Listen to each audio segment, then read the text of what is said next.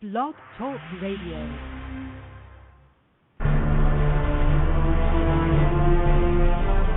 There is a mystery lurking the forested areas of the world. Many have seen something, but what is it? Are they seeing known animals? They claim they walk upright, like a human. There are so many eyewitnesses. Can they all be wrong? Is someone just playing a trick on people? Or is it possible a large bipedal being could exist in the forests of the world? You have a decision to make. Do you believe it exists? These are the topics we discuss on Sasquatch Watch Radio.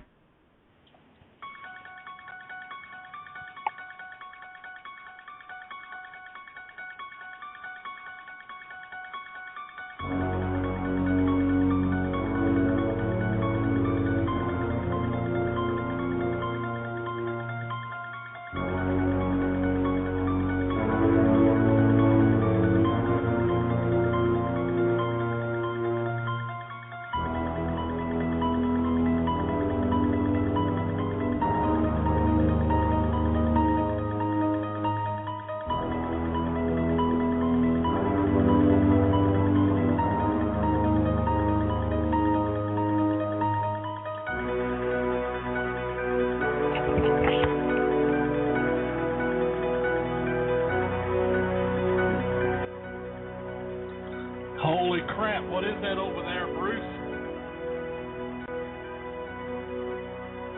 I don't know, Billy. Bruce, wait a minute, there's something moving over there. Wait a minute. Let me get a little closer.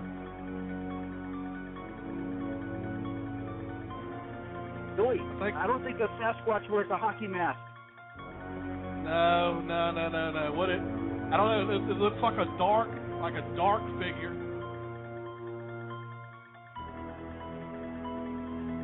Should I just try to zoom in on it with the camera? Yeah, try to get a picture, Billy. I'll be waiting for you in the car. Okay, just aim the night vision out the window. Crack the window a little bit. Try to get a night vision. Wait a minute. I think I'm starting to see it a little bit clearer. Is it moving? No, it's not. Oh, shoot. I'm sorry, y'all. It's a tree stump. Billy, I thought you were going to say it was Eric Altman. No. I thought that tree stump was moving, but it wasn't moving. You know, I try to do some really good research here around the valley, but you know how that is. I know how it goes, yeah. Well, welcome everybody to another episode of Sasquatch Watch Radio. Today is October 29th, 2013.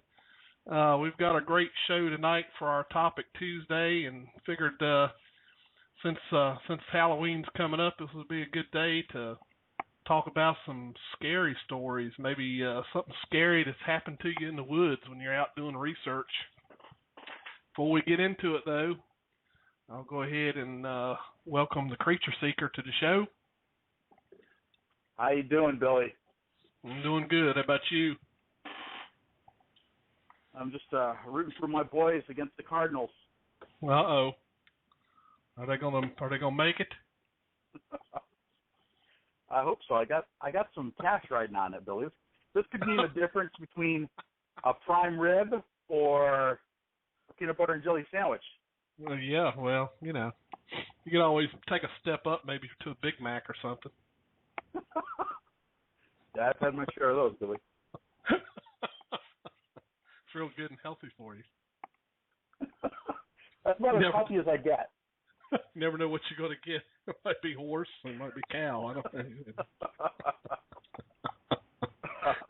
That's actually pretty scary in itself. It really is, Billy. You know,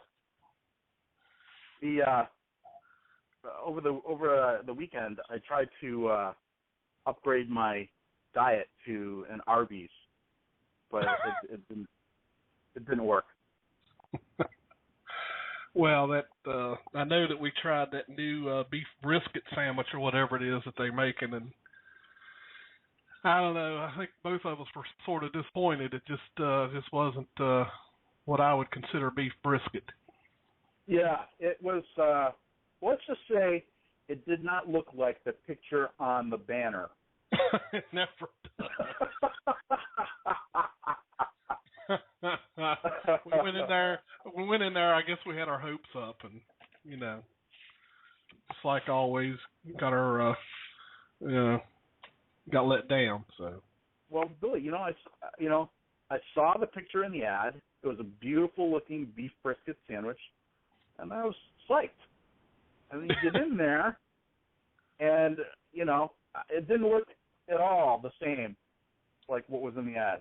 No, it never does. So. You want to talk about a scary story? That's a scary story right there.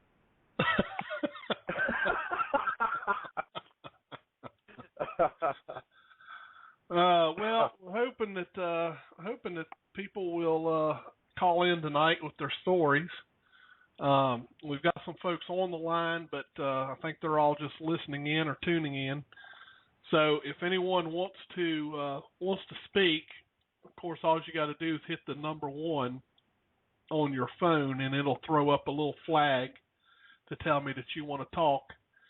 But the phone number tonight for anybody who wants to call in and tell us your scary stories, telephone number tonight's 347-237-5070.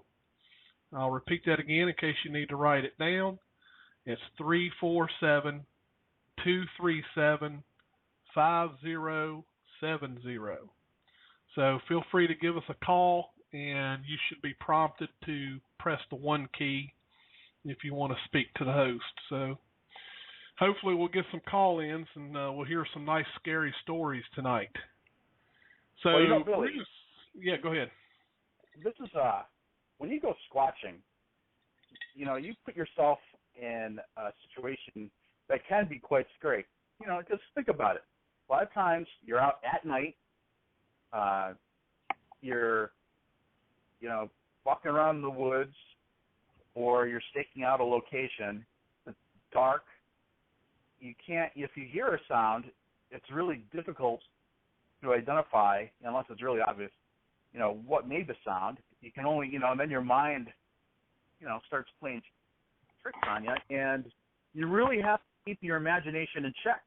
There have been times when I've been out in the woods, just camping, and there's weird stuff going on, and I'm not prepared to say it was a Sasquatch, but just not knowing, I think, is troubling. Yeah. So. Yeah. Yep. And it's kind of funny. I just saw Miss Squatcher just mentioned a little mouse running around can be enough to scare you in the dark. Well, we have kind of a funny story about that, don't we? Yeah, you want to tell that story, Billy? That's actually that's very true, Miss Squatcher. This has been, I don't know, what's it been, 2-3 years ago? Yeah.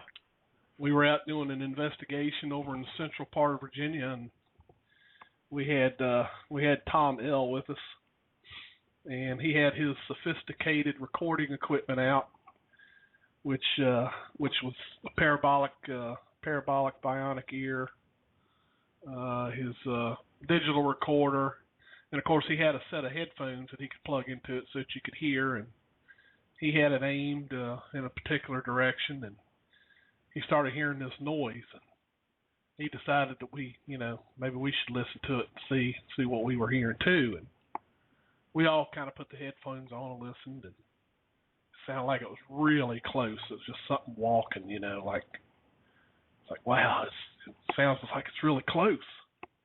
And it was loud, Billy, because I remember it was deathly still, but the noise that we were hearing, even that we were hearing with just our ears without the bionic ear, seemed pretty loud and seemed pretty close. Yeah, exactly. So, come to find out, what was it, Bruce? Well, I think there's Altman, Tom L., myself, and you, and we were sitting out there, and we thought for sure whatever it was going to jump on us. So who had the thermal? I had the thermal. Oh, you had the thermal. Yeah. So if I remember correctly, Billy, you pointed the thermal in the direction of the sound. Yep. And it sounded like it was right behind Altman, right? So you pointed right. the thermal in that direction, and what did you see, Billy? It was a little field mouse climbing a little vine. It was just a little pinky field mouse, but it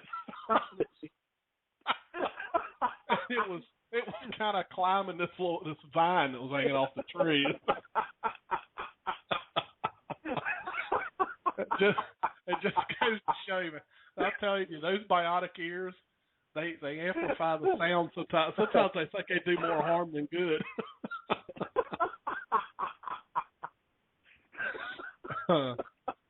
Oh, it was hilarious. Billy, this reminded me. Did you ever see that Monty Python movie, Monty Python and the Holy Grail? And there's one scene where they go to the cave of this monster that's supposedly this horrific monster, and they creep up over the boulder and look down into the cave and they see a bunny rabbit. And King Arthur goes, "You silly sod! It's just a bunny rabbit." Oh man, that's what I felt like saying, because this is kind of some of us were worked up over it. I won't mention any names.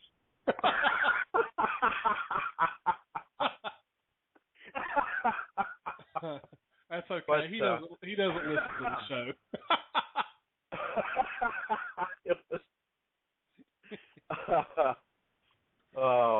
We won't mention any names, Tom, but And remember, I was so impatient with Tom L. that night because he basically had some sort of apparatus, his bionic listening device, but it was like a tripod, and it looked like, Billy, you ever you're driving down the street on a really windy, rainy day, and you look in the garbage can and you'll see umbrellas that have been trashed, they've been blown inside out, and there's pieces of umbrellas sticking up, and that's what Tom L.'s apparatus looked like. and he was fiddling with it. He was fiddling with that thing the whole time we were out there. And remember that? Yeah, it was making so much noise. We're like, we're not gonna see a Bigfoot, much less wake the dead. I know. The thing looked like Sputnik, right? So I kept saying, "Tom, are you done putting that thing together yet?"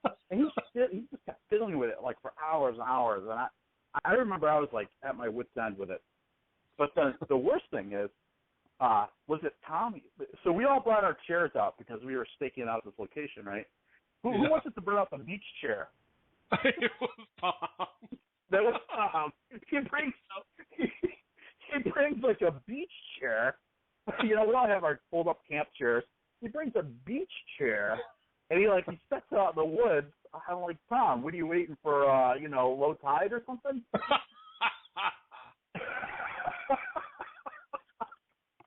I thought he was going to take his shoes off and put his feet in the leaves. He was like, he might as well have been sitting on the ground. He was sitting so low, you know. I know. Oh my gosh! But you really, you know, I tell people all the time, you really have to keep your imagination in check when you're out in the woods, because, you know, the littlest thing, you know, especially like, you know, if you go into an area and you're all kind of worked up to begin with, you know, and I think the reason why we were in this particular area, Billy, was I think there'd been some activity, you know, previous nights, right, coming from that area. So we thought, all right, whatever it is, tonight we're gonna catch a glimpse of it, or we're gonna, you know, get a recording of it. So yeah, you just got to be. You just got to be cool, calm, and collective out there. Yeah, pretty much, yeah. Oh man, yeah. Well, I'll tell you what. Just, I guess we need to get the mood going for everybody. And so, Bruce, do you want to start? Do you have any scary occurrences you've had when you was out in the woods? Plenty. But you know, Billy, I grew up in upstate New York, out in the country. I'm sorry, but go ahead.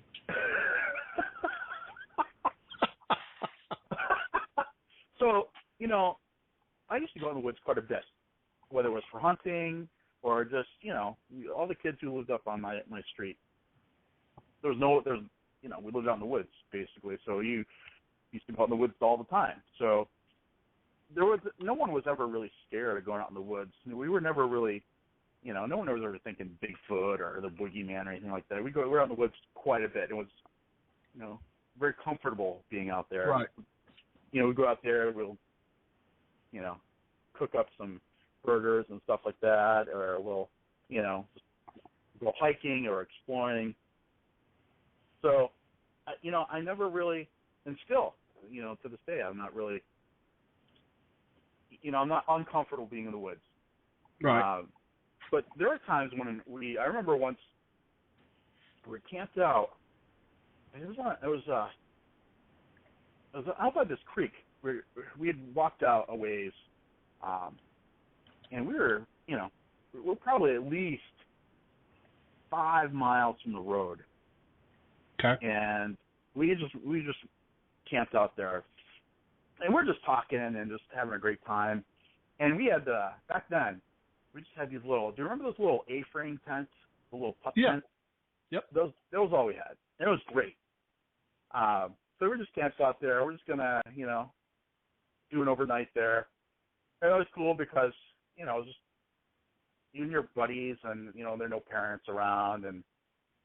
But we were out there one night, and we heard something walking around. Now, this was way before, you know, I never really thought about, like, Bigfoot or anything like that. But we heard something walking around. Now, it was one of those nights that was deathly still, you know, and it was, I can't remember. I want to say it was in the summertime, but it wasn't like really, really hot. I think it was, you know, one of those. It was like probably like a comfortable night that you could just walk around, you know, probably like, I'm gonna say in the 60s or something like that. But it was like crisp. It wasn't humid or anything. So we're just enjoying being out, you know, by the campfire, and we heard something big walking around. Now, we'd all been hunting with our dads, and, you know, so we'd probably heard about everything that you could hear out there. But whatever it was, it cracked this huge branch that echoed kind of through, you know, this gully area. And we're like, oh, what's that? And of course, I think we were just teenagers back then, but you say, all right, well, that's weird. What's, you know, it's obviously got to be a deer or something like that. Right. But whatever it was, we kept walking toward, almost in a straight line, you know, judging by the sound, like walking toward us. Right. And the thing is, when you're near the campfire, you kind of lose your night vision, because you're right near the campfire. when you look out past the campfire, you just kind of, there's this inky blackness, and you have to let your eyes get accustomed to the dark. Well, we're just like, still, just to try and hear where it was coming from, and it started to like walk around the camp, whatever it was. Now, it didn't, we were all familiar with deer and stuff like that. Whatever it was, it walked really slow, and it was definitely aware of us because it walked around our camp just outside sort of the light. And back then, we didn't really have, we had like crappy flashlights. And, I don't know why we didn't like grab one of the flashlights and just see what it was. We were just kind of like just frozen there. And whatever it was circling the camp. And we waited. We just thought for sure, it was just sizing us up. And we didn't hear any, we didn't really hear any sounds except for we heard a huge, kind of like a huff. Mm-hmm.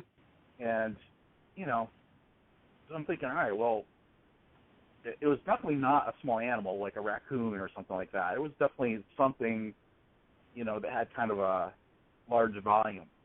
And we're just waiting for it. We're just waiting. We just thought for sure it was going to come in, but it never did. It just kind of walked around the camp, and for like 2 hours, we'd start talking again, and then we'd hear it walking, and then we'd stop talking, and then there'd be silence. Yeah. And to this day, we don't know what it was, but it's just, I just remember how eerie it was because back then you were just kids.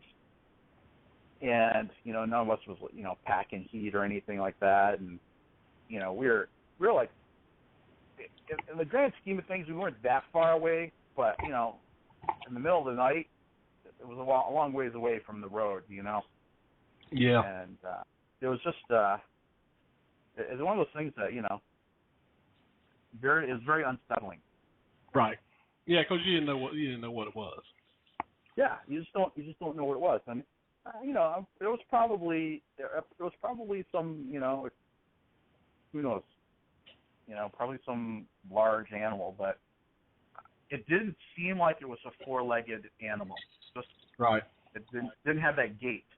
The footsteps were very methodical. Right. Almost bipedal. So I have no idea. It could have been someone else, screwing with us. Who knows? But well, it looks like we've got our first caller, Bruce. So I guess you must have lightened up the mood, and now somebody's ready to come in and tell their scary story. Oh, I'm sure their story's a lot scarier than mine. All right, 814, you're on the air. Hi, Bruce. Hi, Billy. It's Carrie. How are ya? Oh, hey, Carrie. I bet I know Carrie's scary story, but let's hear it. I bet it's related to her cooking. I think it's related to going camping with Bruce. Oh yeah, could be. Well, you can get lost and scared in his tent. Yeah, it's so big. Yeah, you might think that you're in a hotel instead. Right. You might get scared. Think that you were abducted or something. Exactly. You get lost in behind one of the blow-up sofas. Very funny. What's funny about your story is we've had many sighting reports, quite a few of, teenagers and things out in the woods, and they end up having, when they're around the fire talking or listening, playing guitar, or having a lot of reports, where something was watching them and they heard it. So maybe that was a Sasquatch. You just don't know. That was a pretty good story. Yeah. I have two stories. I don't know. I can't decide between the two. But first of all, the one story, we had 3 sighting reports in the same vicinity. This was about this time of year last year. And we went to the sighting. my husband and I and Ron Galucci. And while we were out there, we met with the witness, and she had her 2 kids with her and her husband, and we went around looking for evidence, and we listened to her story, and then we talked to her about the other people that had called about the same place, seeing a Sasquatch pass through over the highway where she was. And this place was so remote that we have one of those find me spots. Yep. And it's supposed to pick you up anywhere you are, right, Billy? Like, no matter what. Yep. Supposed to, yeah. Yeah. Well, I even asked someone, that deals with 911 calls at a first aid training, and they said that, there's very few places, that doesn't work. Well, it didn't work in this area because we were so out there. And no cell phone service, no nothing. So we were out there, and we waited till evening, and we decided, this is a hot spot. We need to, see if we can camp out on the land. And we saw a white truck kept passing us, here and there on the road, and we saw it going up this dirt road. So we decided let's go up where that truck keeps going. Maybe someone lives up there, and they'll let us camp out. And there was no signs up saying do not enter or no trespassing. So we go up there, and all of a sudden there was a truck ahead of us at first, and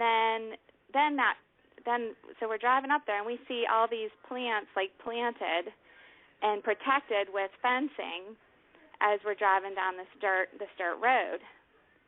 And all of a sudden someone comes down toward us down this road, and there's no room for more than one vehicle, and he parks himself in front of us so we can't get through.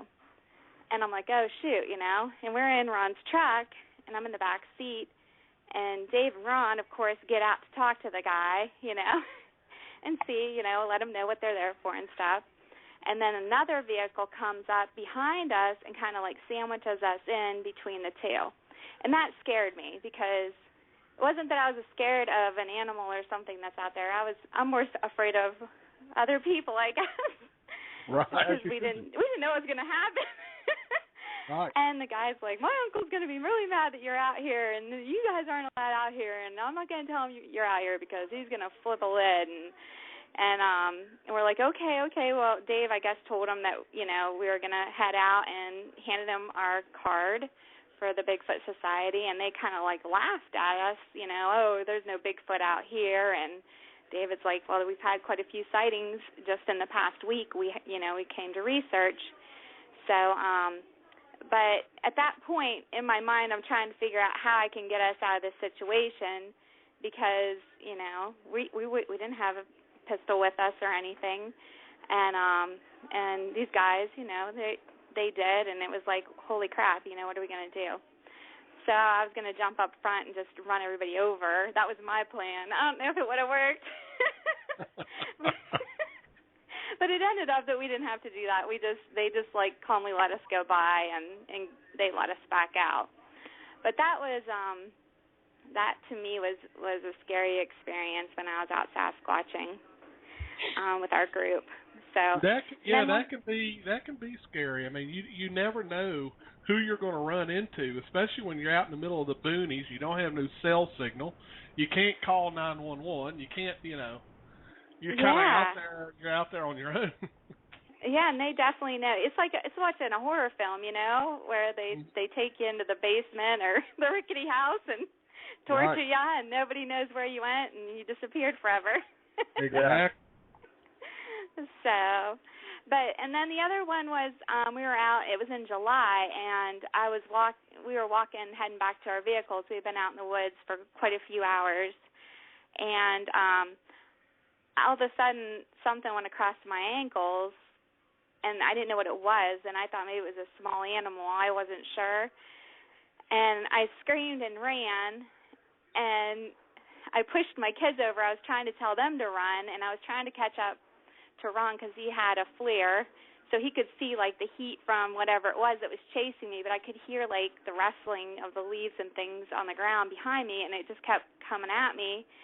And he's like, there's nothing there, and I pushed my kids down to the ground, trying to tell them to run, and he's like, there's nothing there, and here it was a rattlesnake. So wow. I was really lucky I didn't get bit, but that was my other, like, I think those are my two scariest stories.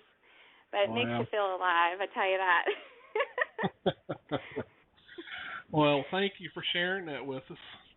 You're welcome. Yeah, you're welcome. Billy. I've actually ridden in the car with Carrie, and it's kind of 50-50 whether you receive her in the car or outside of it.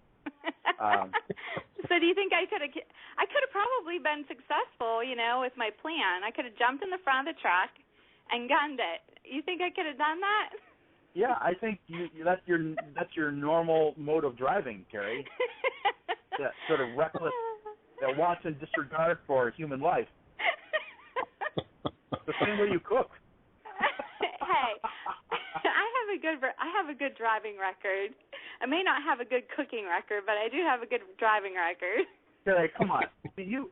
When we went down that logging trail, and you said you couldn't back up. Remember that? You ran into the ditch trying to back up? I'm not good at backing up. I'm not, and especially, I don't know. I guess it's worse when I'm in the truck. When I'm in a full-size truck, it's worse. I was in the Jeep. You're lucky you weren't in the truck with me. Well, all I know is on the way up, Billy, Carrie is just bragging about, oh, I'm a great driver. We get on this logging trail. All she's got to do is back up down the logging trail, and she goes into a ditch. She goes, well, I'm a good driver, but I can't back up. That's like a pilot saying, oh, I'm a good pilot, but I can't land.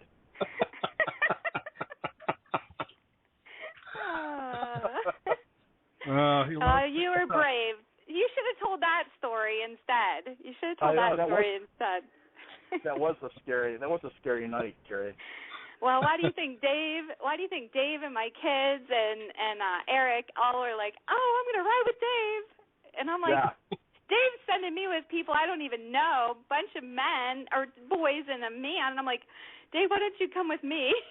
or Bruce, why don't you come with me? Dave was like, he was sacrificing that man and his two kids, that poor guy.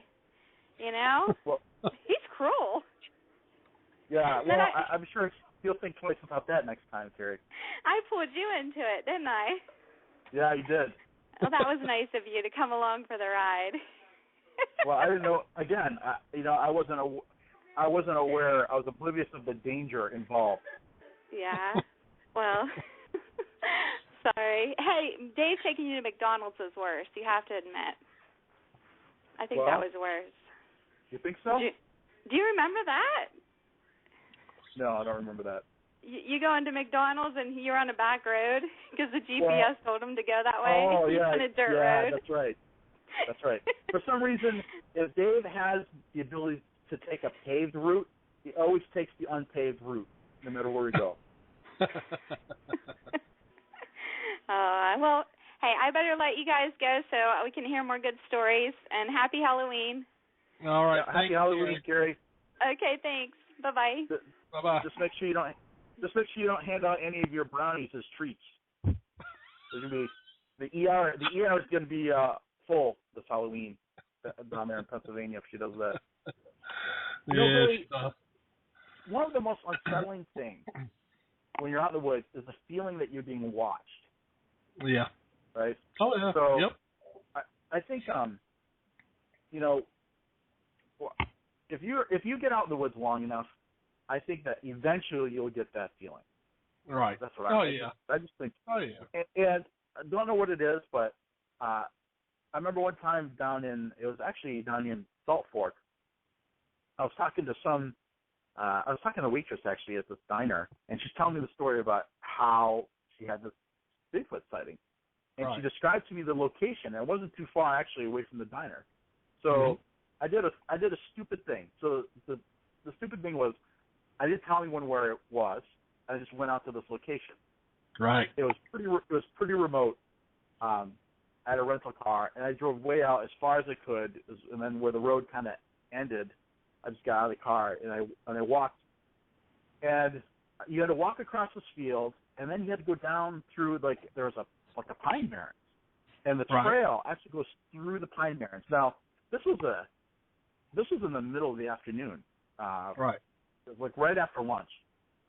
And I remember walking down this trail through the pine barrens, and again, I was alone, and I just wanted to check out this area. And there's this pond where this woman and her friend were. They were fishing or whatever, and that's where they had the sighting. So I was looking for this pond. So as I was walking down through the pine barrens, I don't know if have you ever been to the pine barrens in Jersey, Billy? Yes, I have. That's a whole other scary story. Yeah. Yes. So there's something about pine barrens. It's just creepy, Yeah. And yep. Again, like it was in the middle of the day. I wasn't really thinking about it, but as I'm walking through the pine barrens, I stop and I look, and you can kind of see kind of a ways through the pine barrens. Mm-hmm. And it's again, you kind of think you see something, but then you're like, oh, it could be anything. But I was gonna walk. It was whatever it was. It was a ways away. I wasn't gonna like walk for it because I wanted to find this pond, this sighting location. Right. So I look down, and I just make a note of where I am, and I said, all right, on the way back, I'll check it out. I go down to I follow the trail. The trail winds down the hill, kind of wraps around, and then there's this pond. So I go down by the pond there. Nothing really going on, just like a little fish pond. It looks man-made to me. Mm-hmm. And I was just walking around the edge of the pond looking for cracks, whatever. There's nothing. So now it's time to go back. So I walk back up the trail, going through the pine barrens again, and I just have that feeling that you're not alone, right? Right. So I get to the spot on the trail that I had marked out, and I look down, and whatever it was not there. It was, it could have been a tree or whatever, but I just looked down, and, it's one of those things where, like, you don't know what you're looking at. Right. I looked down there, and Billy, I'm telling you, whatever it was no longer there. Right. Now, what could have been? I don't know. Could have been a person. I don't know. All I know is, like, looking for it, I'm like, it's not there. Right. So at that point, it was getting late, and so I was, I thought to myself, should I actually walk off the trail into the pine barrens toward the area where I saw that, whatever it was? Right. And I decided, because it was getting late, and the pine barrens are dark. Once you get in those pine barrens, it's very dimly lit in there. And at that point, I was like, well, no one knows where I am, so I just didn't want to, push it. So I walked back out of the trail again. But there was one of a few times where I just felt like, I just had that uneasy feeling. Have you ever had that feeling out in the woods, Billy? Oh yeah, you can get the uneasy feelings. I mean, it's where you feel like you've either been watched, or you get like a surrounded feeling, or just something always just seems to be tickling your senses. Yeah. Yeah. So I tell you what, we got another caller. I think this is a Skype caller. It's got his name. You're on the air, Corey. Yeah, can you hear me? Yep, we can hear you. Awesome. Yeah, this is Corey, Miss Squatcher from the chat room. Hey, Corey. Hey. So, excuse me, I have quite a freaky story. All right. I was out on an expedition a couple weeks ago. This is only 3 weeks ago. Okay. And we'd gone out to do a bunch of calls, and we hadn't had any success, and I was getting tired. So I said, just drop me back off at camp, and you guys go out and continue to do your thing. So they dropped me off.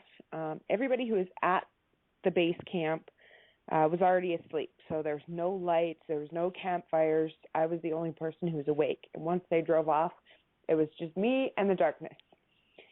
And I have a bunch of stuff I'm about to take and put into my car to put it away for the night. I'm carrying my backpack, a lantern, a bag of garbage. And so I walk over to my car, and as I'm walking to my car, I hear coming down the gravel road at the campground, crunch, crunch, crunch, crunch in the gravel. I hear these footsteps. And it very distinctly sounded like 2 feet. I even thought it was a person, and I almost went to call out, hey, how's it going? But when I looked up, I realized that they had no light whatsoever, no lantern, no flashlight, no headlamp. It was completely dark. And, I mean, we're in the middle of nowhere in a thick, thick, thick cedar forest, so you literally can't see your hand in front of your face. And I'm going, well, who's walking down the road in the dark? And as I'm thinking this, it continues to get closer. Crunch, crunch, crunch, crunch. And now it's like 10 feet away from me. And I just had this overwhelming fear wash over me. And I mean, I go out into the woods at night looking for Bigfoot. And I'm not really scared of much. But whatever this was scared me so bad, I literally dropped everything in my hands. I jumped into my car, slammed the door, locked the door, and like, I was so terrified. I'm like looking down at my lap, and I'm like, I don't want to see what it is. I was so scared. If it was a Bigfoot, I was so scared I didn't even want to look.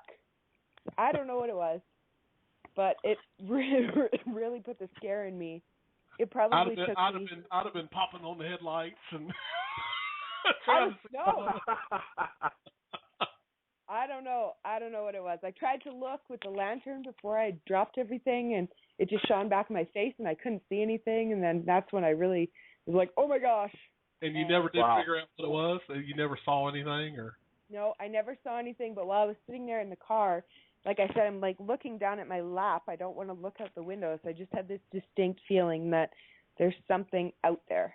It's still there. It hasn't left.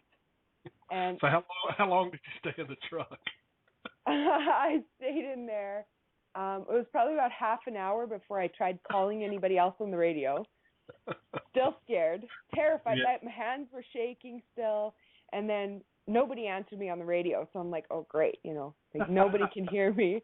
So finally, I just started the car and I drove down to where everybody else was. And they're like, what are you doing here? They couldn't figure it out because I said I had gone to bed. And I couldn't even explain to them at first what was going on. They were, what's wrong? Something was out there. I was just like, and still, I was like still shaking. And it probably took me like 2 hours to calm down after whatever this was. So I'm assuming after a half an hour and you pulled out and drove down to the camp or whatever, you didn't see anything, I guess, when you had your headlights on or. No, at that point I didn't see anything. And I was like looking, I was like, is it still here watching? But no, I didn't see anything. Interesting. Did you ever go back in the daylight? Well, it was right outside of our campsite. So in the daylight and the next morning I looked around, but I didn't see anything, any indication of tracks. It's kind of hard on a gravel road, right, where there's people walking and vehicles coming down. But we had other activity. I may have seen one myself a few days prior.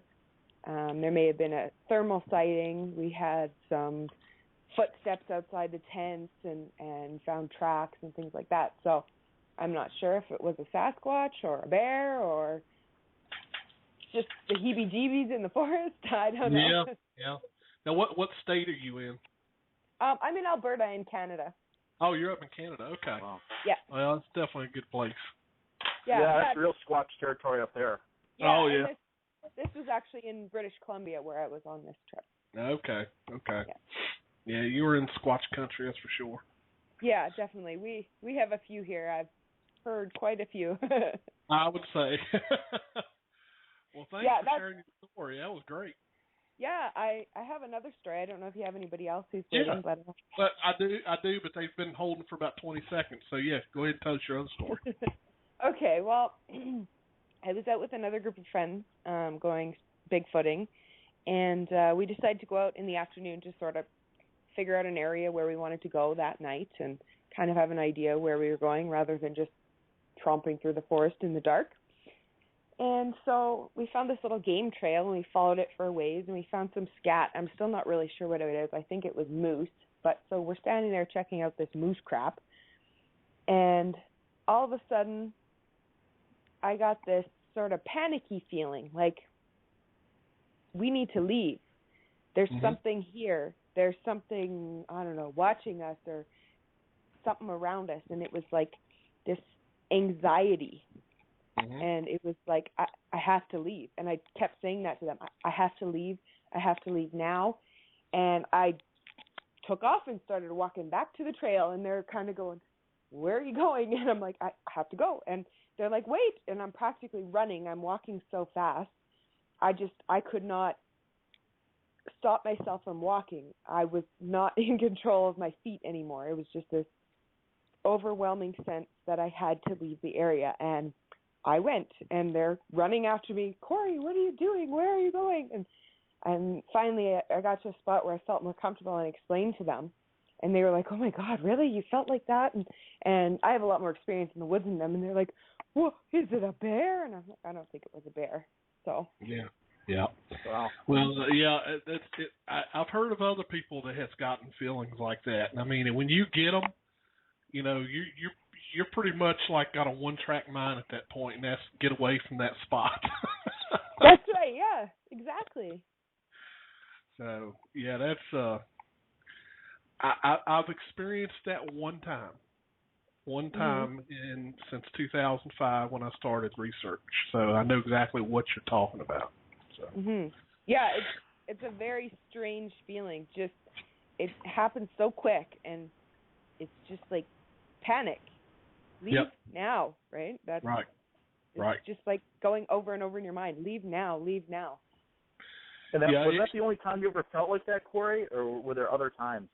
No, that's the only time I've ever had an experience like that, where I felt something like that. And I mean, I've encountered bears and cougars and moose and all kinds of other animals in the woods, and I never felt that panic. You know, you feel a little, oh, there's a bear, you know, right? But I've never felt that same panic, leave now. So that's something that I've wondered about, is if there was a Sasquatch around, could it have been infrasound? If you believe that that's a possibility, that they may use that. But right. That's interesting. Yeah. That's definitely, you know, that's not the first time I've heard that from an eyewitness account either, Billy. You know, I would say it's not uncommon for eyewitnesses to say they had that feeling that they shouldn't be there. Right. You know, right before they had their sighting. Yep. Yep. Well, thank you for sharing that, Corey. Appreciate it. Oh, you're welcome. Thanks, Corey. Yeah, you're welcome. Let's see. We've got another caller holding. Caller from the 814 area code. You're on the air. Hello, Billy. Hey, now it's the other Rupert. Yeah. I mean, I got this story that just itching to tell, but I just got. It's kind of like one of those things I got to do a disclosure with it. You know, those of you out there listening, you might want to have the kids leave the room. It's pretty stinking scary. It was on a night, not much unlike tonight, and we was out in the woods, and it was around about midnight, and I was sitting there in a very Sasquatchy area of the Clearfield County, and oh my God, I know it's not true now. Anyway, as I was sitting there, off to the right side of me, I noticed this dark figure sitting there, and it was about the size, let's say, of a hobbit, just a strange size. So what the heck is that? And it was making a strange gurgly, almost snoring type noise. I mean, I just had chills go up my back, and I felt the little hairs on my head stand up. The little ones, mind you. And what about the hairs in your billy goat beard? Did they like stand up? Or? No, they twirled. It kind of like got knocked. You know what I mean? Gotcha. So what Billy, hang up on this guy. I was like, what the heck? So I flipped my flashlight around real quick, and it was Bruce. Oh, yeah. Oh, man, I tell you what, that is some scary stuff right there. Rupert, I knew it was a crank call, Billy. Unbelievable. Yeah, but you have to appreciate that one, don't you? A little? Yeah. Well, you know, my trail cameras caught him on more than one occasion, making little trips at the middle of the night. Did you have to replace those cams? No, they still work. I just had to put some new batteries in them. I think Bruce drains energy from batteries. I think Carrie told my scary story, actually. That's why I came up with that one. The time that we got...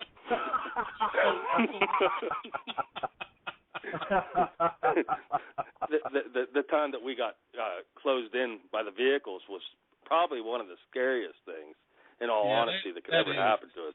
That was sort of like a life before your eyes just kind of flashed there, you know.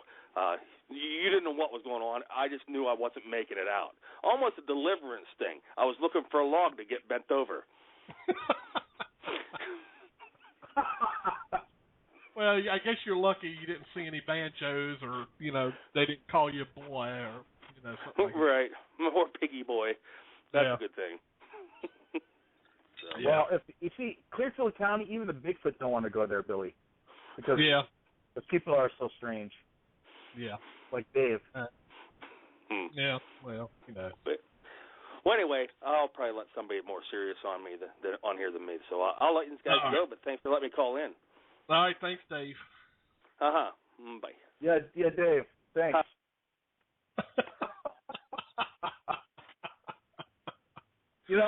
Rupert still hasn't. He still hasn't explained what a yunz is. Yunz. Oh, what? Yunz. Oh, yuns, yeah. Yuns. Yeah. Yuns. That's Pennsylvania talk there. At least I understand y'all. I get that. Y'all. I get that. Yuns, but what's that contraction for? You-uns? Ewans. No, it's basically the same as y'all.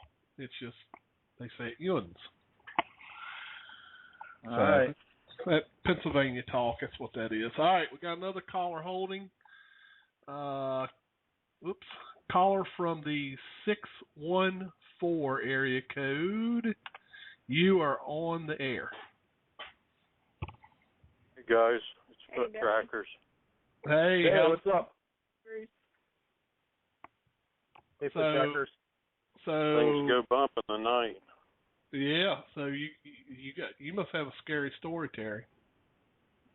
Well, it did something to my buddy Rex. I know that. Tell us about it. All right, tell us the story. I've never had any fear of these things.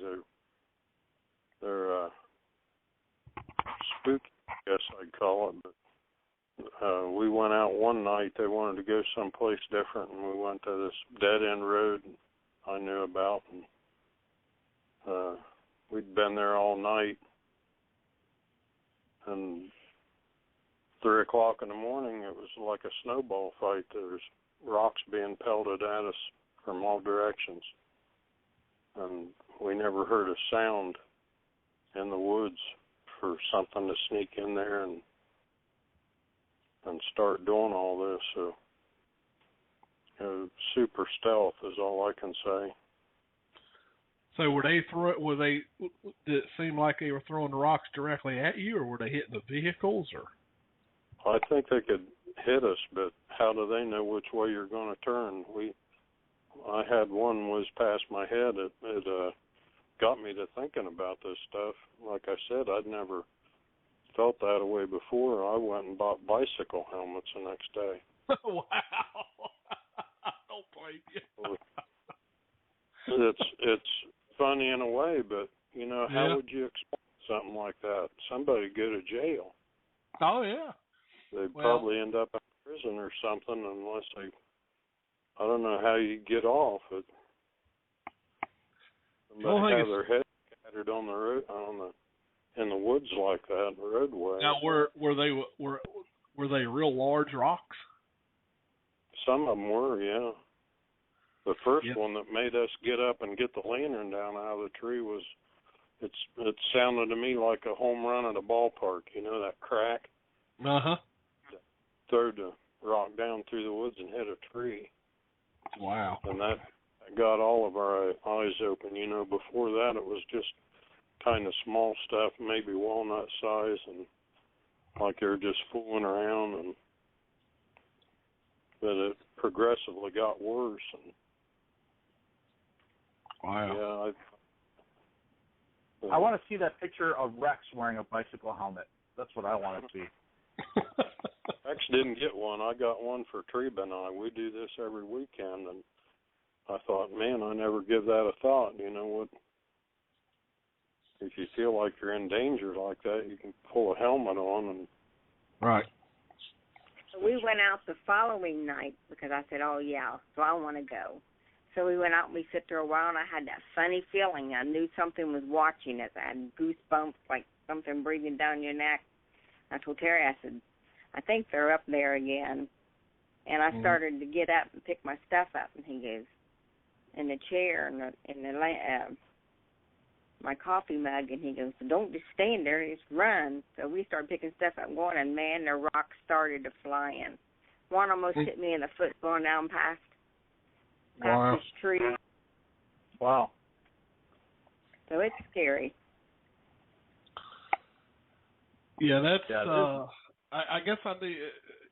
You know, it's kind of funny, Bruce. Maybe. See, I've only experienced things being thrown like on just a couple occasions. It was one time when I was out with Sean Forker and them over, and I can't remember the name of the town, but we were on a railroad, like a railroad track, kind of walking on the side of it, and you know, there's rocks that they put around the tracks. I mean, they're pretty good sized rocks. One of those came out of the woods right between me and Sean Forker. That was one of the first times I'd ever had anything thrown at me. Yeah. Yeah, we never did figure out what it was.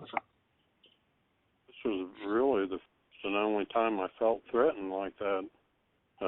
We sit up there one night, and Treba had a small pebble tossed in her lap.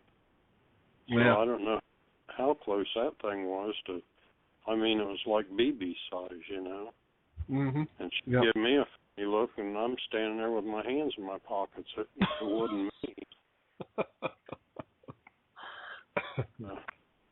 They got to be close to be able to toss something in there on you like that. Yeah, you would think so. Yeah. But no noise. You know, they're super stealth. I'll tell you that, because we didn't hear anything that night. It was just a pebble. But like I said, that I never gave it a thought about. I don't know. You know, hindsight is 20/20. You get to thinking about, was there a young one involved or a female in heat, or you know, all these things start running through your mind. They obviously didn't want us there, and I don't think I'll ever get Rex back. Okay, he'll never go back to that spot, is what you're saying. I don't think so. It changed my buddy. Poor Rex. Well, you know what? I bet we need to get Rex to call in. I bet he'd probably tell us like scary stories all night. Yeah, well, that's because he's scared of everything, Billy. Poor Rex. Down there close to him, he's got stories about werewolves. He don't even want to go inside. Yeah, that whole area down there is creepy. Yeah. So. Yeah, it's tough to get Rex in the woods these days. Yeah. Rex. Bruce, it wasn't that away. It didn't used to be. Yeah, I know. I think that changed him. Well, you know, it only takes one or two bad experiences, and you just, you know. Yeah, it didn't do me any good either. Yeah. Definitely puts you on guard more. You know, Billy, the one time I had something thrown at me, I assume it was a rock, was at Hosak's Cave. And I forget who I was out with that night, but we were out there. It could very well have been Terry and Treba. But I remember we were out there late, when I say late, it was between 3 and 4 in the morning. And as you know, up down in Salt Fork, up by Horsex Cave is actually out on a peninsula. So, right. I mean, the only other way to get behind Horsex Cave is you have to go down through the peninsula, or you swim across the lake, which I doubt someone actually did. But, I came back the very next day because I wanted to check out where the noises were coming from and the direction I thought the rock had come from. So I went up, Billy, if you're in the parking lot there at Horsex Cave and you look out toward that grassy area where the picnic table is, almost to your left, like 10 o'clock, is like that big hill, which you know very well because remember we came down it that one night. Well, that's where the rock was being thrown from, and that's where the noises that we heard were coming from. So I actually hiked up that hill, and at the top of that hill, I saw a trail. So there were all these plants, and I don't know what kind of plants they were, but they were probably a little bit taller than knee high. But there was a trail, Billy, where something had walked, and all the plants were pushed down in the opposite direction, like walking away from the Horsex Cave area. So, and it wasn't a small trail like you would think, like a deer trail. This was wide. It was like a group. It was like a group of people who were walking through, this really weedy area. So I just followed that trail, and I followed it. It went all the way back. It came up to like this meadow area where there were no trees, and then I lost it after that. But it was definitely something big had been back there to push down, the vegetation like that. Right. So what it was. Hosax has a big history there of people in the boats there having things thrown at them in the lake, like big rocks. So I can't tell you how many people I've talked to that's told me that they had something or heard a scream there. Yeah, it's there's been a few people I've heard that have had some experiences up in that area. I know. I mean that entire area, as Bruce knows. I mean, you get back in there and you start traveling back in that peninsula around, where the water surrounds it. It's there's some dangerous places back in there. I mean, you can fall off a rock cliff that the vegetation in there thick, and if you don't watch your step, I mean, you can step right off a cliff. I mean, that whole area. All that wildlife area is like that. Yeah. There's places that people probably haven't tramped since the Indians. Yeah. Yeah, if I recall, there actually is a account of someone who, I think it was a hunter, who was hunting back there and actually fell off of Horsex Cave. Because, when you're on the backside of Horsex Cave and you're just walking toward where the road is, it all looks flat. And all of a sudden, out of nowhere, there's just a drop, a 60-foot drop. And yeah. I think it could have been like in the early morning or something where this guy was walking or running along and he went right over the edge. Oh, yeah. It's easy to do, and of course we all know there's been lots of accidents there right at the cave too, as we all know. Yeah, very tragically. Yeah. But I tell you that those rocks up there where that water runs across, comes off the top of that cave. I mean, there's nothing but green algae and stuff growing on them rocks, where the water runs across there. I mean, you can look at them and tell, you don't want to step on them because they're slick. Yeah, and there's nothing to grab, Billy. No.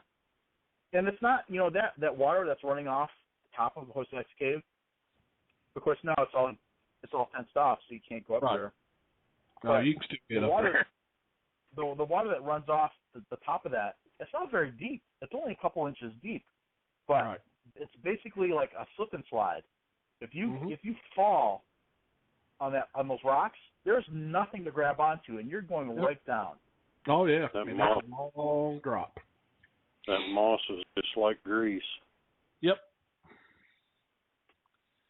Yeah, it's a bad dangerous spot right there. There's 3 people that's died there since we've been researching up in that area.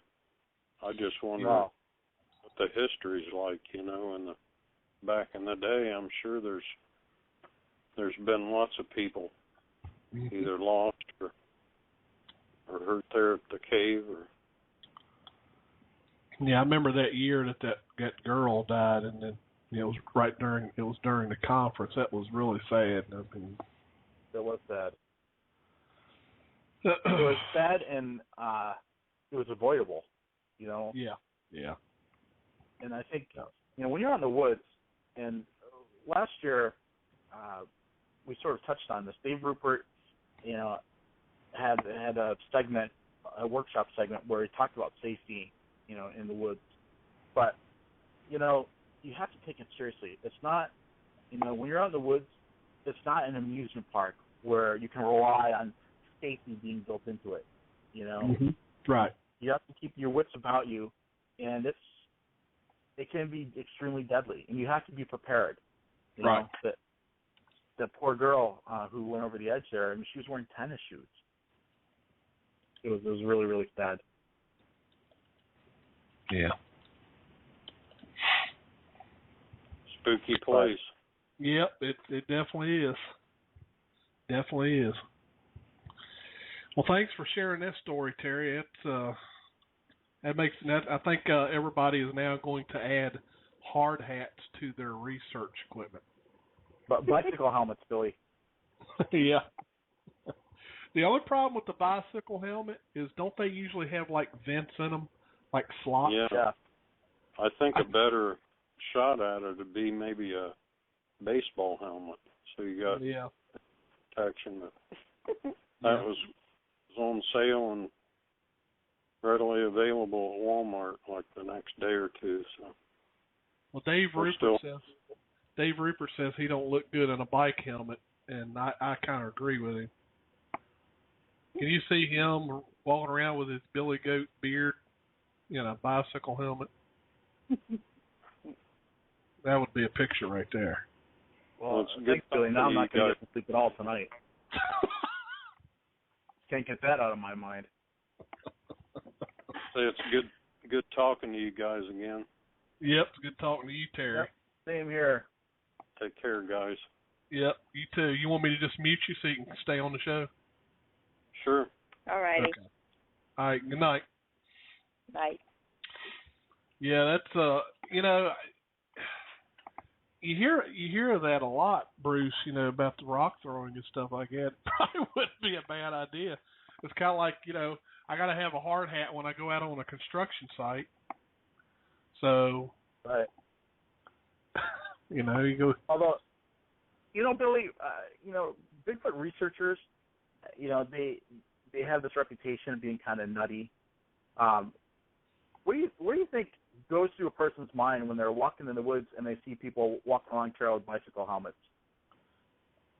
It's hard to say. I mean, they think we're nutty to begin with, so. Yeah, that's what I'm saying. So, I'm sure that would look kind of weird. I'd be like, you know what? Those are the kind of people I don't want to meet in the woods.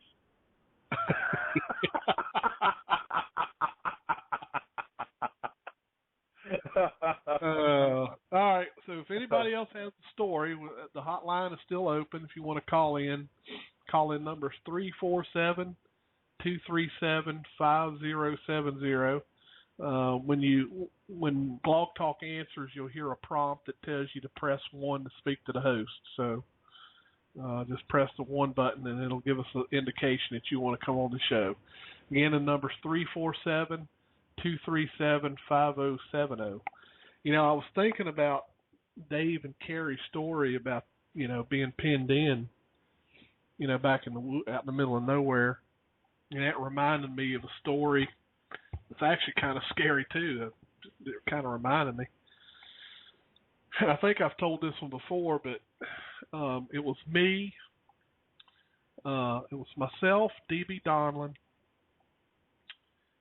and I think Tom L. was with us, and we were in Fauquier County, on the Fauquier County side of the Rappahannock River, and we were searching an area because there had been some reports there, and we were walking along the Rappahannock River, kind of going downstream, and we got to a point where in the distance we could see like this really thick white smoke, kind of going up in the air, and we were like, man, that's an awful lot of smoke for a simple campfire. So we had a pair of binoculars, so we get our binoculars out and we're looking. DB's looking, he checks it out first, and it was just a look on his face. He looks in the binoculars, and he takes the binoculars down real slow, like he's trying to be really extra careful. So I'm looking at him, I'm like, DB, what? What's wrong? And he slowly, it takes him forever to hand me the binoculars, like he's afraid to move. Right? So I get to looking, and there's a guy that's at what we thought was a campfire, a guy that was looking directly at us through a rifle scope. So we immediately got down on low ground. There was like a ravine, kind of like a ditch area, and we got in that ravine and we walked the heck back out of there. And we found out later that the area is famous for people will go down there and cook meth, because they used to find, the containers, all the chemical bottles and stuff would be all left out, and stuff, and they would run like hoses from the river, because apparently, I don't know a lot about making meth, but apparently it takes large amounts of water, and they were pulling water out of the river and, making their meth out there, and then they said that the smoke is more like a steam, and that's why it just looked strange. It didn't look like an actual fire. So, but yeah, that was scary, having a rifle scope pointed right at you, and you're looking at them through the binoculars. Wow, I can't imagine. That was very scary. I think that was probably more scary to run into something in the dark. Well, Billy, the scary thing is, I think I said this too, is, it's not really the animals that you really have to be worried so much more than the strange people you might run into in the woods. Oh, yeah. I mean, you can easily run across anybody. Run. Can you imagine running by somebody's where they're farming pot? I heard stories where they actually will string high level across the path. Mm. You got to be really careful. You're talking about someone's livelihood, and a lot of times they'll have like a lot of money invested in that crap. I mean, I don't think they think twice, if about silencing you permanently. You know? And, right. And who would find you out there? Bury your body in a shallow grave. Yep. And that's for sure. That's scary. That's scary stuff. Oh yeah, that's for sure. Well, nobody else is calling in yet. We've kind of went over our hour. I actually didn't even realize it till just now when I looked down at the clock. Oh wow, we did. You get to telling your stories, and you kind of get glued. And, Billy, one last story I want to share. When I was at Salt Fork, I met this guy, and he used to tell me about his little brother, who was a big time hunter or trapper. And one of the reasons why he got into it was because his little brother would tell him the stories. One story that he shared with me was that there was this guy who owned a tree farm, like a nursery out where this guy lived. And the deer would come in, and they'd just destroy the saplings, eat the tops off of them and stuff like that. Right. So he hired this guy, his little brother, to go out there, and this is all private property. He'd hire him to go out there and shoot the deer. Well, there'd be a number of times where he would shoot the deer, he'd gut it, he'd go to his truck to go get the drag, deer. He'd come back and the deer would be gone. Yeah. And this happened more than once. This happened several times. And so, he felt like, all right, well, in the time that it took him to go to the truck and get this, it definitely wasn't a case where he thought the deer was dead. It wasn't, because he gutted it. Yeah. But the whole deer carcass was gone. And so he ruled out anything like, coyotes, just because they would still be around by the time he got back. It's not like he came back the next day, Right. But and I said, basically when you fire that gun, if there's a Bigfoot creature out there, it's like ringing the dinner bell. Yeah. Well, I've actually had a couple requests today about, everybody wants me to tell my story about Texas. Apparently some people have heard it, some people haven't. I don't tell it too often, but I'll go ahead and tell it since people have requested it. Back several years ago, we went down to northeastern Texas, in Paris, Texas. And we were down there doing some research, and it was me and Tom L. had drove down there. It was like an 18-hour drive. And we spent several days. I think it was like 3 or 4 days that we spent down there. And on our very last night, we were planning, we were going to get up, the next morning fairly early so that we could get on the road and get back, because we'd been staying up really, really late and only getting like 3 or 4 hours of sleep. So that last night we were exhausted, so we turned into bed kind of early that night. It was probably about 10 or 11 o'clock at night. And the tent that we were in Tom L's tent. It's just a slight bit smaller than Bruce's Taj Mahal. It's actually a 2-compartment tent, so you got a large room in the front and then a large room in the back. Tom had his bed set up in the back. He has one of those big, huge queen-size blow-up mattresses, and then I was just sleeping on a little single cot up on the front of the tent, but I had it kind of up against the side of the tent just so I had a place to put all my equipment stuff. So we turned in kind of early that night. Like I say, it was probably like 10, 11 o'clock, and it was we don't even know what time it was, but sometime during the night, Tom was awoken by hearing what he called heavy footsteps outside the tent. And that night, it was pretty light outside because the moon, I don't know that it was a full moon, but it was enough moon that you could see shadows, if anything came by. And apparently that night he saw some shadow that was towering the tent. And he said that whatever was out there had grabbed the tent poles on the side and just started violently shaking the tent. He was scared to death. He didn't want to move because every time he moved, his mattress made so much noise. He was afraid that he would make noise and then, something would know he was in there and go come and get him. Like something didn't know he was in there. But so he just sat there and was real quiet. And then he said, I was up in the front and I was snoring really loud like I always do because I got sleep apnea. And then he said whatever was on the outside had kneeled down. The shadow had disappeared from the top. It had kneeled down, and then when I would snore, whatever was outside the tent would make the same sound. And he said that went on for a couple, 2 or 3 minutes. It's back and forth. I would snore, and then whatever was outside would make the same noise. And anyway, that was his experience.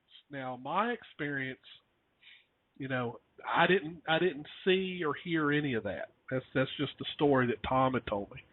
Well, that same night, and I assumed all the way from the point of when I woke up, I assumed that I had had a nightmare. That was in my mind. I had had a nightmare. And in my so-called nightmare was I was sleeping on my cot. My right leg was kind of leaned on the tent fabric, so I'm sure that it, my knee was kind of like making a poking impression on the tent on the outside. And I was laying there, and I was waking up by something grabbing my knee right above my right knee on my right leg. So in what I thought was a dream, I woke up and I grabbed a hold of whatever had a hold of my leg, and I grabbed it with my right hand. And whatever had a hold of my leg, my hand wouldn't fit all the way around what I assumed was an arm. So I brought my left hand and put my left hand and my right hand around it and tried to pull it loose off my leg, and it wouldn't let go. So what I did was balled up my right hand into a fist, and I hit it, and it let go. And then, obviously I fell back to sleep. So when I got up the next morning, I kind of sat up on the edge of the cot, and I was, putting my pants on, or I was getting ready to put my pants on. And when I leaned over the side of the cot and kind of got up to get my pants, I felt like this pain on my right leg. So I pulled up my shorts. I had like boxes on. I pulled up my shorts, and there was this big red mark right above my knee, my right knee. So I sat back down on the cot, and I was like, because I had assumed that it was a dream. And then when I saw the mark on my knee, and I felt, the pain in the knee, and I was like, it started making me think. Well, meantime, I hear Tom back there rustling around in his mattress. I guess he heard me, and he asked me if I was awake. I was like, yeah. He goes, I have got to tell you what happened last night. So he told me the story about what he had experienced. And as he was telling me that story, the whole time I'm up in the front of the tent getting goosebumps and hair standing up on the back of my neck, because I'm at that point, I think, is when I realized that what I thought was a dream really wasn't a dream. So he told me his story, and it was like I didn't have any response for him. I immediately unzipped the tent and went outside and just started looking around. There was dew all over the grass. So I thought, I'll be able to find something, right? But I never found anything. I didn't find any disturbance in the grass, with the dew or anything. I looked around for footprints, any kind of indication something had been outside the tent, and I couldn't find anything. And I finally came back in the tent and told Tom, what had happened to me. So basically, I've always assumed that Bigfoot grabbed my right leg. So that's my story.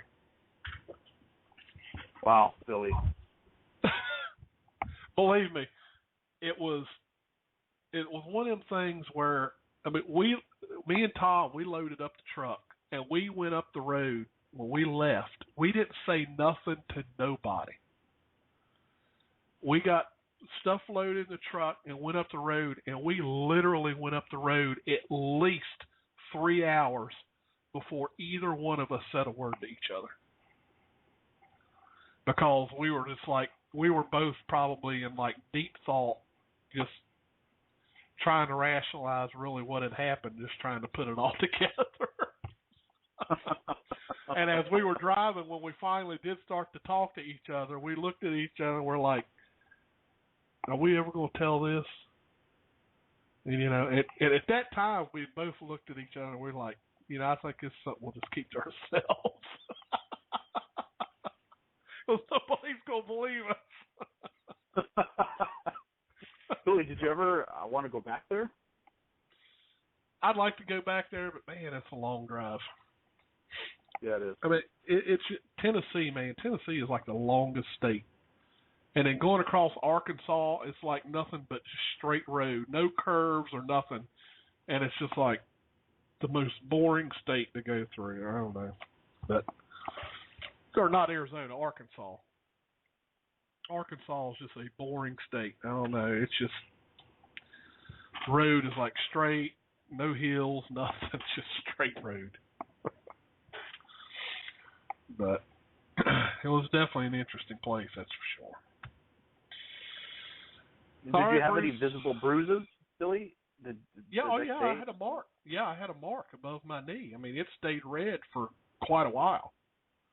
It was like a red. It wasn't a bruise. It was a red area, like where something had grabbed and squeezed, and it was. I mean, it was red when I got up that morning. So, yeah. When you think you put the kibosh on that one, Billy, because I think Sasquatch was trying to squeeze the Charmin. Yeah, he was trying to squeeze something, but when you get up and you think you had a dream, and then you actually see a physical reaction, or that was, I was speechless at that point, because I was like, okay, what happened here? This is crazy. And you want to know the funny part of it all? All of this happened, and Steve Coles was literally about 75 feet away from us by a campfire and fell asleep in his camp chair that night. So all of this happened when Steve Coles was over there sleeping in his camp chair by the fire where he fell asleep. Wow. So it's pretty weird. That is weird. That is really weird. Yep. The weirdest thing that ever happened to me, Billy, was I think once I had a 5-pound marshmallow, and luckily it was just on the floor. But for a second there, that's the marshmallow story. That's the marshmallow story. Okay, gotcha. So you woke up, you thought that you ate a marshmallow, a big marshmallow, and your pillow was missing. Yeah, I woke up and my pillow was gone, and I for a minute I was like, "Oh my God, what happened?" And then it was on the floor. Now I know the marshmallow story. Okay.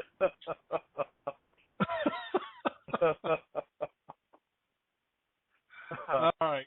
Well, I think we had fun with the show tonight, and thank everybody for tuning in tonight, and thank you for everyone that called in and told us your stories. We appreciated that.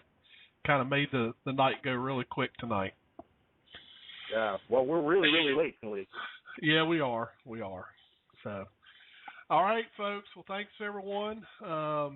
And, of course, join us next Tuesday night, 9 p.m. Eastern. We don't have anything on the schedule at this point, but we will have something on there soon.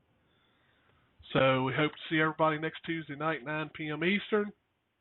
Everybody have a great Halloween, and be careful when you're out in the dark. Something doesn't sneak up on you. Good night, everyone. Good night, everybody.